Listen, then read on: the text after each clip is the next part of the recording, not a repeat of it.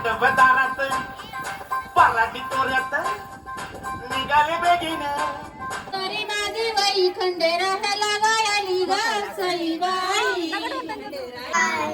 आणि काय बोलायचं व्हिडिओ मध्ये? Like share subscribe. असल्या लालची बायका आहेत, काल पण बांगड्या भरल्यात आणि आता पण बांगड्यावरून चालल्यात.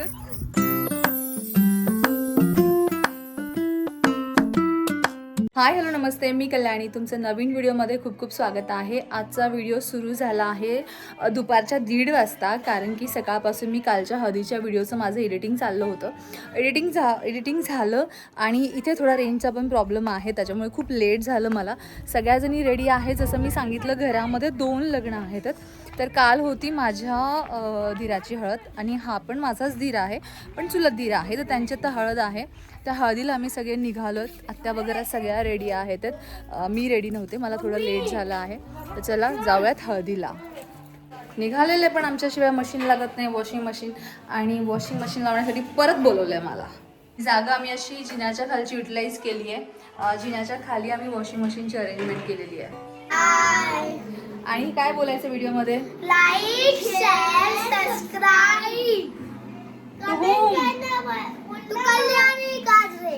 हा, आणि क्या कमेंट करायला बोलणार. येस, कमेंट करायला विसरू नका. तर आमच्या श्लोकने सांगितले प्लीज कमेंट करायला विसरू नका. ठीक आहे ना श्लोक? हाय भूमी, से हाय, हॅलो कर. मेकअप. आणि लकीली आज माझ्याकडे येलो साडी आहे. नंदनी जरा दाखव थोडं पुढे जाऊन कसं दिसतीये साडी. ताई धराव. इथून पुढच्या ब्लॉगमध्ये तुम्हाला ह्या दिसणार नाही. हे ज्या ब्ल्यू ड्रेसमध्ये दिसतात ना, हे तुम्हाला दिसणार नाही.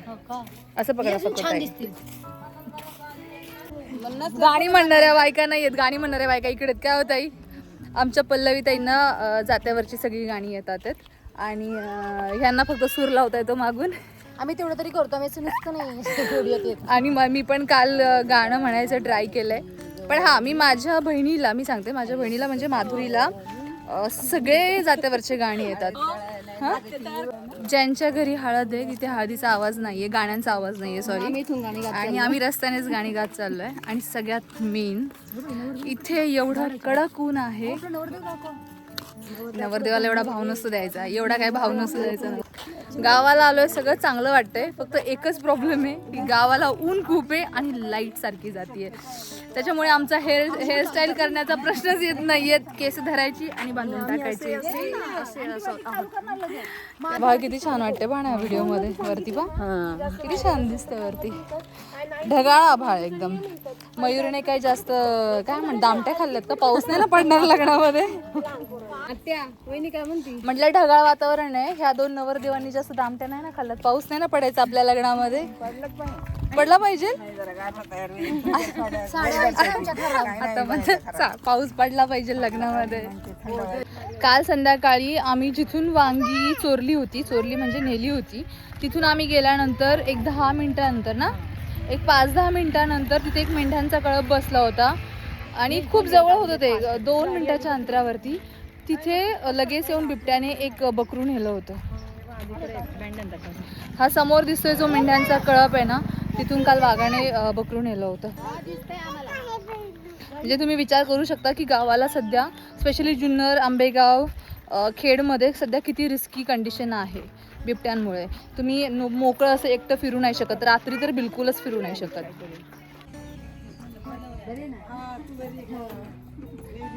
आत्ताच आल्यानंतर कळलंय की ज्याची हळद आहे तो माझा धीर नाहीये, ते माझे सासरे येते. आणि मी सकाळपासून नाही 2-3 ब्लॉग मध्ये असं सांगते की धीराची हळद आहे, माझ्या धीराची हळद आहे.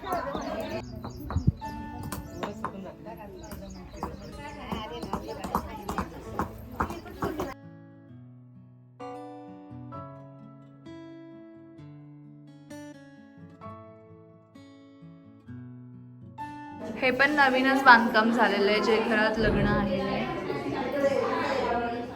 छान केलं ह्यांनी पण.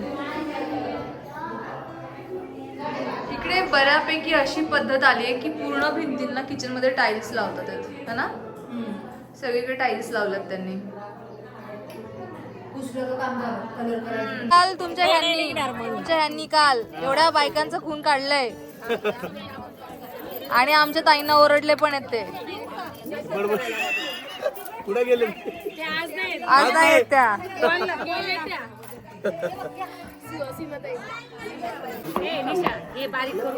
जेव्हा दोन बायका एकत्र येतात, दोन बायका काय किती बायका आहेत ह्या, 5-6 बायका, तेव्हा शांत कुणीच बसत नाही. चाव चाव चाव चाव चाव चाव. आणि त्याच्यात जर निशाणानी असतील तर मग विचारायचंच नाही. कुठेही जा बायकोचं ऐकायचं असतं. क्या भाभी सही ना? सही आहे. काल तुम्ही तुमच्या मनाने केलं, आज तुम्ही करू नाही शकत.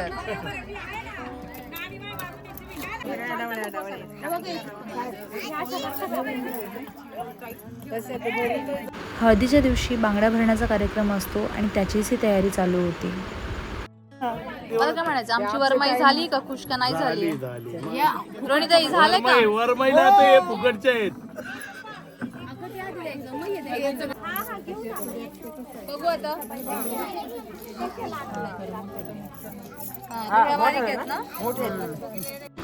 कालच्या आणि आजच्या बांगड्या सेम होऊ नये म्हणून मी कलर चॉईस करत होते की कुठल्या बांगड्या मला भरायच्या आहेत.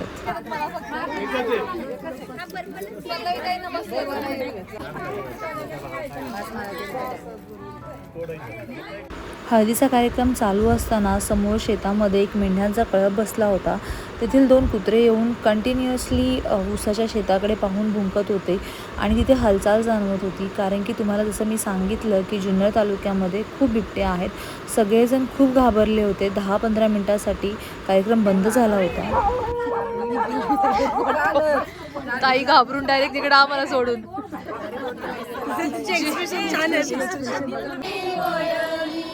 सारी माझी वय शंकराला मी गायली ग सईबाई.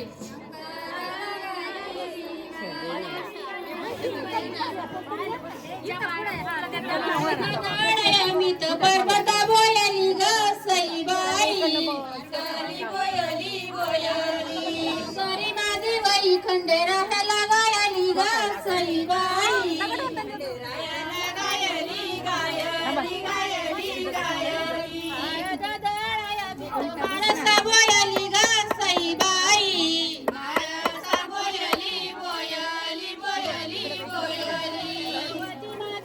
रामरायाला गायली ग सईबाई.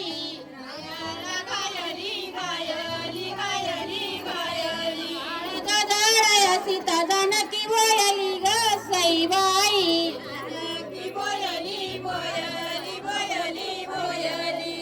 तरी माझे वै पाची पांडवाला ग सईबाई. पांडवाला गवाला पांडवाला. तरी कोण फिरती गवाना ग सईबाई.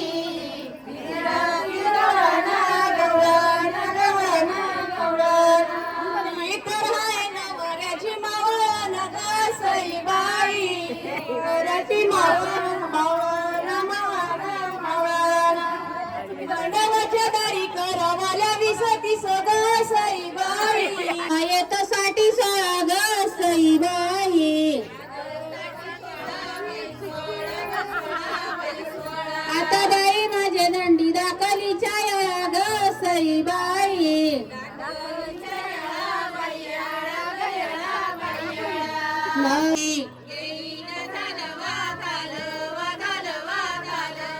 आता बाई माझे जावे मानाची बोलवा ग सईबाई.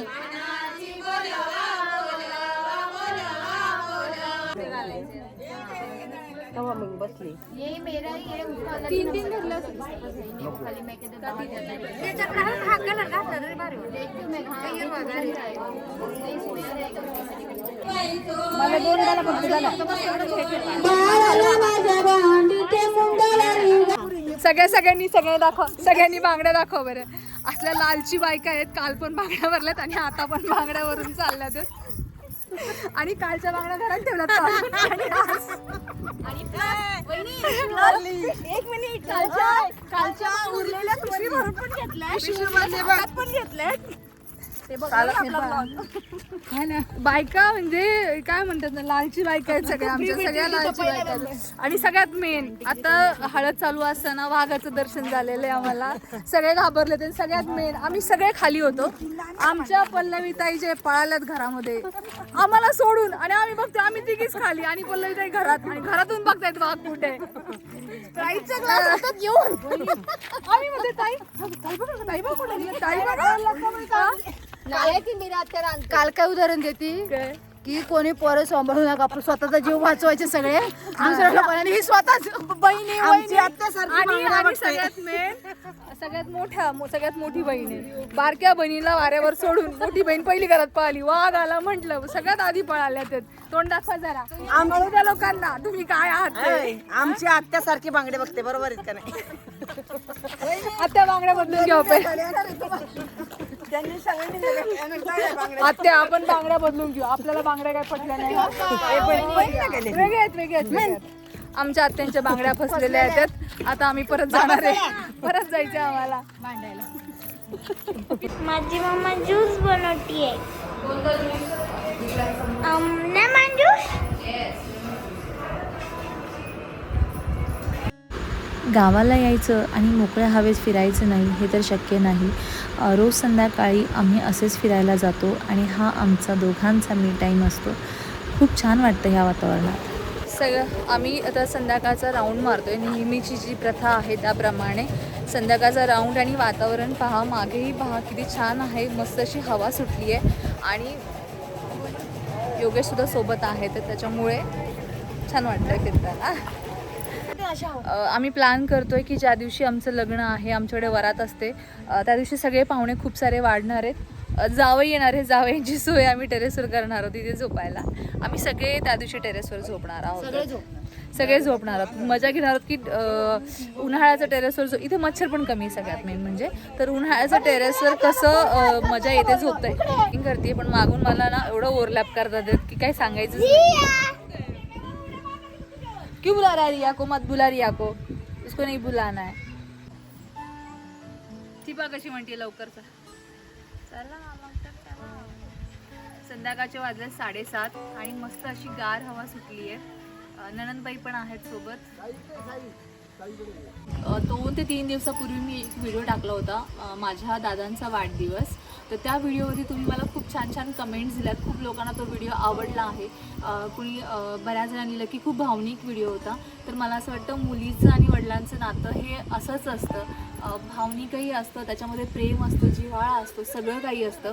आणि मला असं वाटतं बऱ्याचशा गोष्टी अशा असतात की आपण त्या शब्दात नाही व्यक्त करू शकत.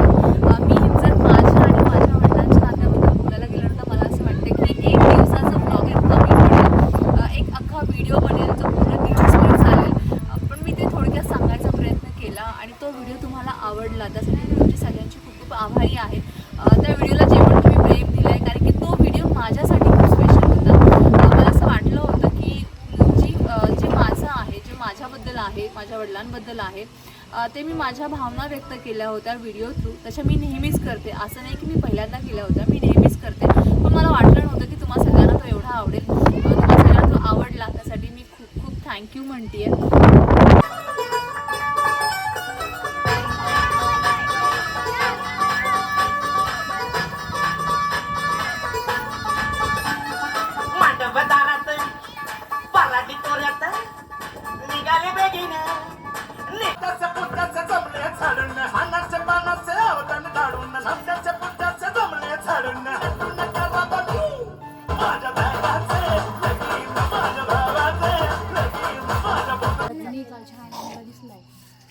पेपर रात्रीचे किती वाजलेत आता? 12:30 वाजता सगळेजण वाघ पाहायला आलेत वरती. यार हॉरेबल आहे यार, इथं आपण राहतोय. किती भीतीदायक आहे हे. सगळे तिकडेच भुकतायत ना.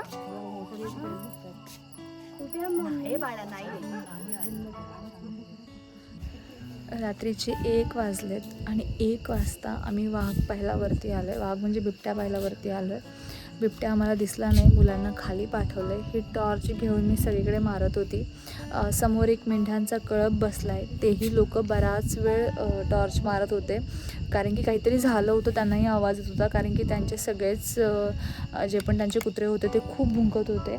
आणि दुपारी असंच झालं होतं. त्यांच्यासाठीच मे बी बिबट्या आला असेल. तेही बराच वेळ टॉर्च मारत होते. आणि ह्या माझ्या वेड्या नंदा मला वरती घेऊन आला. ते वहिनी वाघ पाहायला चला. वाघ तर काय आम्हाला दिसला नाही आहे. आता परत जाऊन झोपायचं आहे. असा होता हळदीचा सेकंड डे. खूप साऱ्या गोष्टी शूट करायच्या राहून गेल्या, कारण की कामही खूप होती, लग्नाची गडबडही होती, तयारी करायची होती. जसं जमलं तसं मी शूट केलेलं आहे. ह्या सगळ्या लग्नाच्या गडबडीमध्ये, लग्नाच्या तयारीमध्ये व्हिडिओ एडिटिंग करण्यासाठी मला वेळ मिळाला नाही, म्हणून व्हिडिओ लेट झाले आहेत. आणि हा व्हिडिओ आवडला असेल तर लाईक, शेअर आणि सबस्क्राईब करायला विसरू नका. धन्यवाद.